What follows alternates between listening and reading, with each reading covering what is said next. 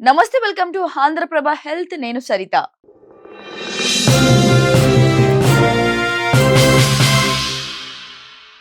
Coffee మనలో చాలా మంది ఇష్టంగా ఎన్నిసార్లైనా సరే తాగుతూనే ఉంటారు. మార్నింగ్ లేవగానే ఒక కప్పు కాఫీ తాగితే ఆ డే మొత్తం యాక్టివ్‌గా ఉండొచ్చని ఫీల్ అవుతుంటారు.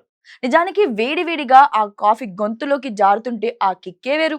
అంతేకాదు, కాస్త వర్క్ స్ట్రెస్ అనిపించినా, అలసటగా ఉన్నా సరే కాఫీ తాగి రిలాక్స్ అవుతుంటారు. అందుకే ఈ మధ్య నార్మల్ కాఫీ తాగేవారి కన్నా బ్లాక్ కాఫీ తాగేవారి సంఖ్య పెరిగిపోతుంది.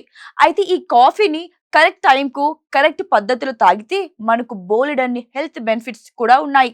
ఆ డీటెయిల్స్ ఏంటో ఇప్పుడు తెలుసుకుందాం. నార్మల్ గా కాఫీలో కాల్షియం, పొటాషియం వంటి పోషకాలు పుష్కలంగా ఉంటాయి.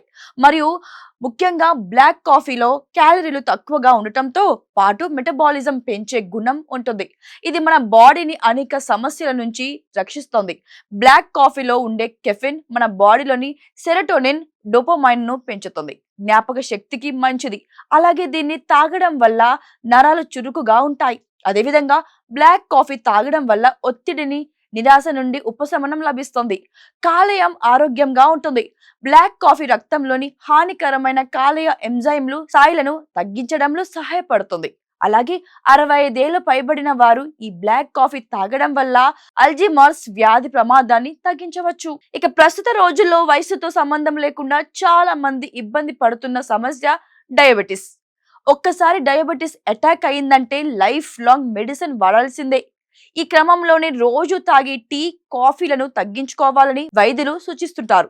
అయితే డయాబెటిస్ పేషెంట్స్ నార్మల్ కాఫీకి బదులు బ్లాక్ కాఫీని తీసుకోవడం వల్ల ప్రయోజనం ఉంటుంది. మరి ముఖ్యంగా ఈ బ్లాక్ కాఫీ టైప్ 2 డయాబెటిస్ ప్రమాదాన్ని కూడా తగ్గిస్తుంది. షుగర్ లేకుండా బ్లాక్ కాఫీ తీసుకోవడం వల్ల కూడా డయాబెటిస్ ను నియంత్రించవచ్చు. అలాగే ఇందులో క్యాలరీలు చాలా తక్కువగా ఉండటంతో వేగంగా బరువు తగ్గే అవకాశం కూడా ఉంది.